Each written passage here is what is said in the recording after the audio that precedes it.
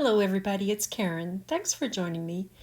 I've got, I think it's 5 cards today that were completely inspired by this paper pack from Paper Rose Studio.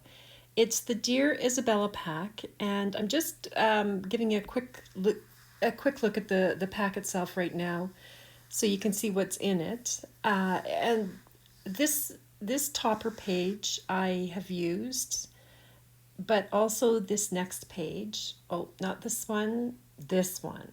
I love this. I don't know what it was about this, but those flowers were just so beautiful. So all my cards today are using that one particular paper pad or piece of paper. And these are the other ones that are in that collection. There's lots of these butterflies and coordinating paper to go with it all. So to start, I've cut up all these little toppers, and I cut this piece of paper, I cut it in half horizontally, and then I cut it into thirds. And I will use all of it today. But right here, I'm just trying to figure out what on earth I'm going to do with it all. So you can see this is just my process for sort of figuring it out. I'm taking the toppers and sort of seeing which way I would like them to go, and just sort of giving myself an idea of what's going to happen. So the first card, I decided to emboss it with the Doodle Flower cover plate. I misted up that piece of paper or cardstock with water before I put it through with the rubber mat and embossing plate. And I love the texture that it gives this. So that is the card front. Now, I looked at it and I thought it was just too white. So I took an alcohol marker and I just went around the edges. I just tried to pick a coordinating purplish color, and I've glued that down, and I cut out some of these leaves. Now I'll have everything listed down below so you'll know what's what, but I cut a few out of white cardstock and some out of vellum. And then I've just added on a few little pearls onto that one, and it's a top folding card. So that's the first one. Now again, for the second one, I used an alcohol marker just to make a background on the edge. And I decided to put some ribbon on this one. So I've put some double-sided tape on the back, and I'm just attaching that ribbon to that. I was trying to figure out where to position it. And I'm gluing all of that down now onto that card front that I've used my marker on. And here I'm using the Greenery 1 metal die. I've cut those leaves out of vellum. And just to give a little bit of color, I am using a Copic marker on the back side of these. And you can see I'm just flicking a little color just down the center of the flower, of the leaves, not out to the edges even. And then on the front, I have this Ranger Frosted Crystal embossing powder. I've had this for a long time, so I don't even know if it's available or not. But it gives a very pretty sparkly kind of a finish. So I just covered the front of all the leaves with that. So there's a little bit of purplish color to them, and then that sparkle. And I'm sorry that my camera has gone out of focus here. I think when I was holding those leaves up, it sort of lost its focus. But all I'm doing here is just gluing these leaves. I've cut them up and I'm just tucking them in behind that topper. And the topper I've actually put up on foam tape. So I've got that centered, and I'm just going to press that down. So there you go, that's the card in focus.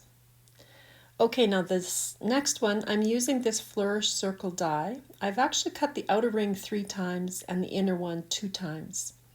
So I have a sentiment that's from the Black and White Sentiments, and I just thought I would put that, but because I had this embossing powder out on my desk, I decided to emboss this entire piece of cardstock. So I've covered it with the Versamark ink, and I'm just covering it now with that Ranger Frosted Crystal, and that's how it looks when it was all done. So it kind of gave it an interesting texture and a sparkle to it. Now here, because I've added dimension to those flourish circles, I needed to pop this vase up. So I just took, I think it was 3 little pieces of scrap cardstock. I've glued them together, and here I'm just making them fit in behind that flourish and within the circle, just so that my vase doesn't sink down when I glue it on, because there's quite a gap there. So I'm gluing on the vase onto that, and there's the sentiment. So that's the third card. It is a little bit wider than the other two, but that's the third of the half a page of that really pretty paper. Now this is a different card fold. I've never done this before, but I saw it on a video, and I will link the video that I saw down below. You may want to take a screenshot of this little template just so you know what's going to happen, but I will go through it with you. So I started off with an 8 by 11 inch piece of card, and I did use 80-pound card, which I think was just adequate. I think it was perfectly fine. So here I'm scoring it on the 11-inch side at 2.5 inches, 4 inches, 7 inches, and 8.5 inches. And then what you want to do is mark the center point, which is 5.5 inches. So I'm just using my little score tool there just to put a little mark or a nick, and again on the bottom edge as well. So you can see that little mark there. You could put a pencil mark if you want, but you would have to erase the pencil afterwards. Now I've rotated it, and I'm going to score again at 1.5 inches and 6.5 inches.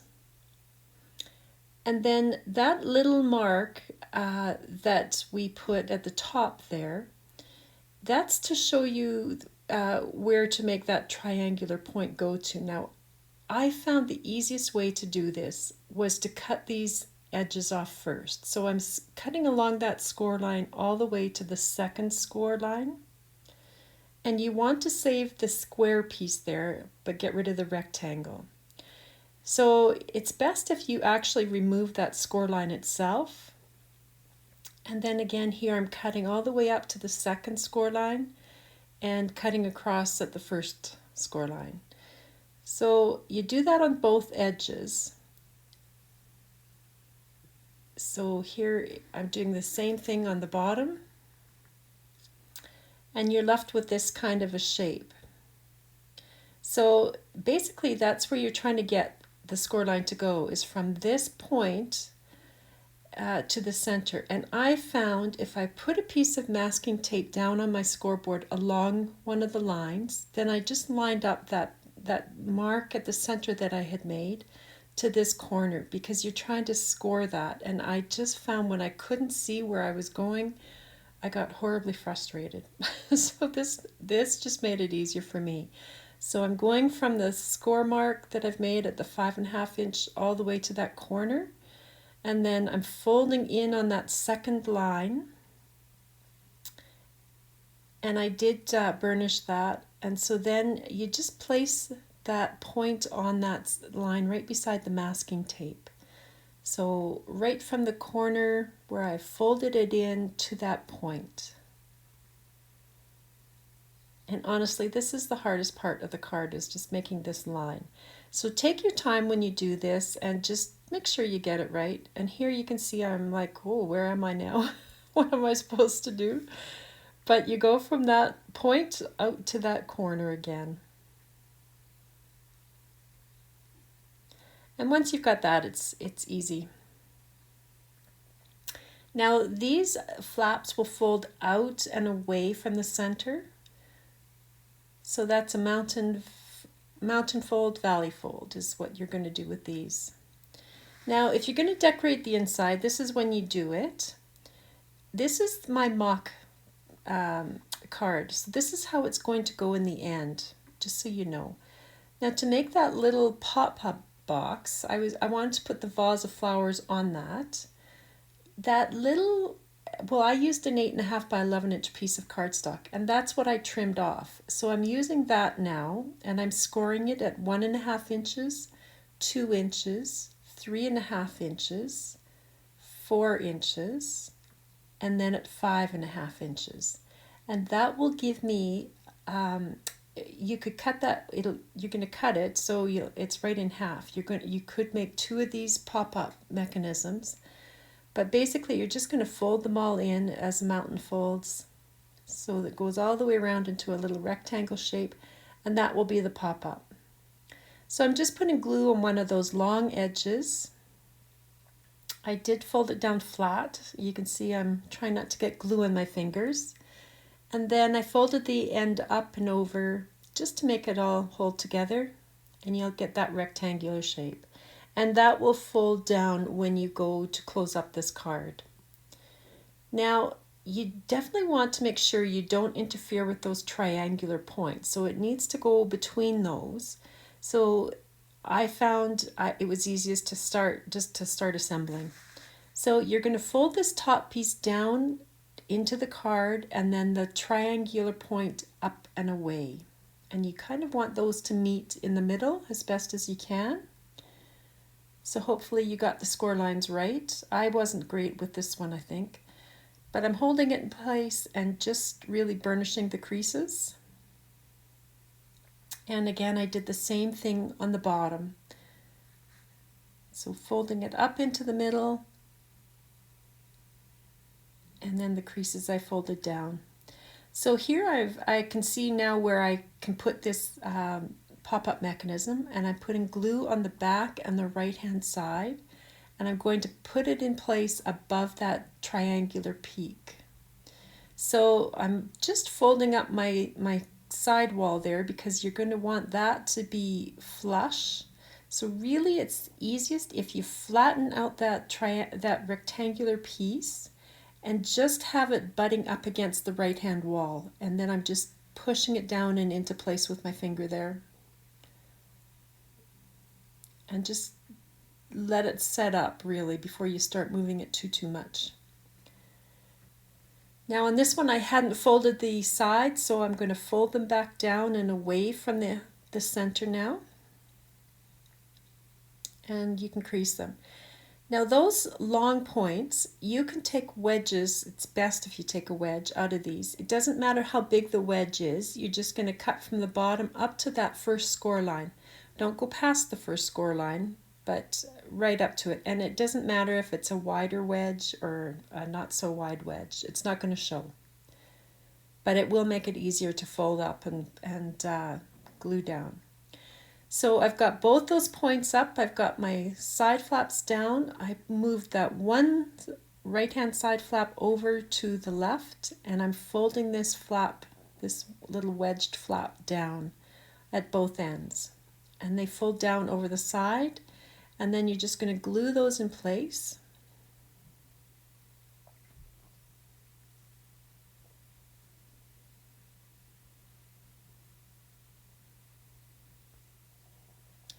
And then I'm going to fold the flaps, the front flaps over, and do the same thing on the other side.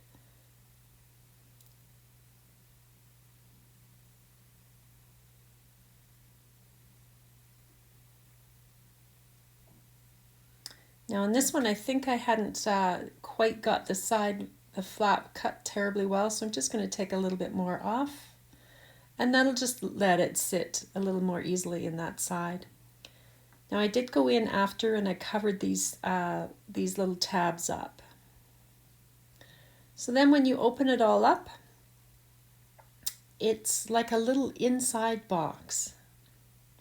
So I've taken a piece of that cardstock on the back to cover the back part, and I die cut. I used the Lots of Rectangles dies, and I've just cut a frame and the centerpiece, and I'm gluing that down, and that's where you can write a message. So I'm adding in a few little fussy cut butterflies. That was from that paper that, it's the same paper that I used the purple background for on the inside and the back. And it has the butterflies on the back, so I just cut a few of those out. Now on the inside here, on this pop-up mechanism, I'm going to attach this vase. I've added a sentiment to the vase, and I'm just kind of trying to get it to be where I want it to go and straight, and then you sort of have to push this down. I wasn't entirely sure, but I sort of just got my finger in there and held it as I closed things down and pressed it into that pop-up mechanism.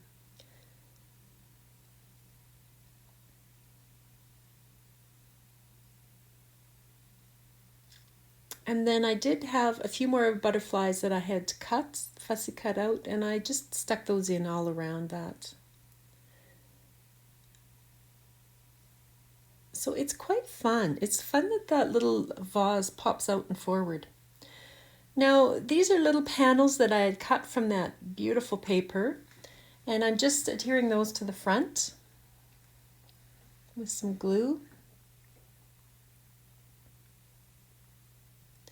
And that's basically the card. Here I am covering up those tabs that were on the side, just so you didn't see them.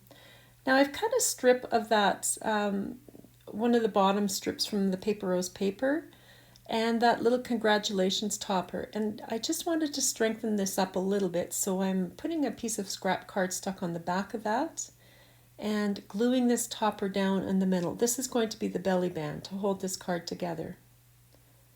So I'm just adding the glue to this and trying to center it onto this little topper here.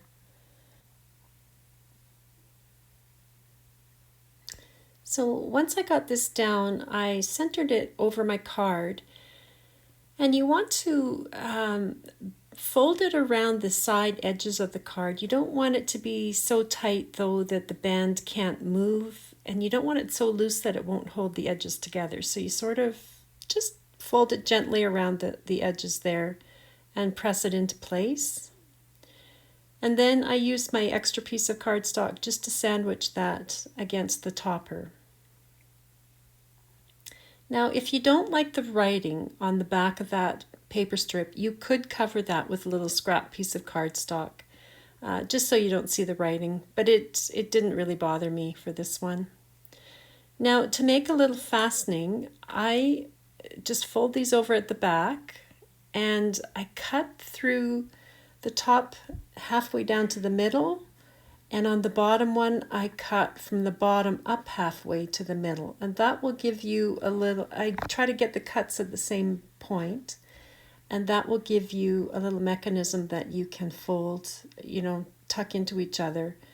And then I just trimmed them so that they were about the same width.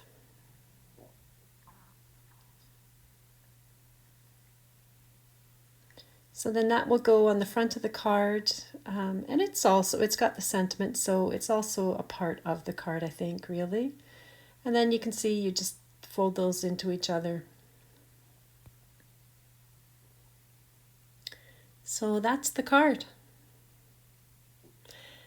I just thought that was really quite fun, and then when you take it apart, it's a fun card for somebody to get, I think, with the dimension that it has and that little pop-up vase. And that beautiful paper, it's really, really pretty. So I had so much fun with that. I thought I would try one more, this one with butterflies, and I wanted to see if, instead of making the pop-up mechanism, if I could do it with acetate. So here's the card. I did it exactly the same as the first one. But I've got some little strips of acetate here, and I thought I would try this, and I've left this in to show you because I'm not entirely sure this was a good thing to do, but I think it could work. So all I'm doing is I'm folding one end of that acetate down at a 90-degree angle, and I'm putting some double-sided tape on it. And I wanted to stick it along that edge. So here you can see I'm attaching it fairly close to the top of the box. And that was a bit of a mistake. So I've left that in, and you'll see what actually happens to this. So when I go to close it, that butterfly sort of gets caught up in that triangular mechanism. So it wasn't very good. So I ended up taking that off, and I moved the whole acetate strip down closer to the back or the bottom of the box. And then the butterfly goes in underneath the folding triangle piece, which worked a bit better for sure. So you can see it's just sliding there. And then I stuck a second piece down, or a second butterfly down at the bottom. And now really this one is too close to the triangle. I've left it there, but I think I'm going to end up moving that one little butterfly. And again, this is the last of that beautiful paper that I've cut into panels, and I'm just attaching that. And there's the butterflies. I kind of like that they moved a bit. And so here's where my topper came from. I just stamped the sentiment. I had this sentiment strip, I forget what it's called.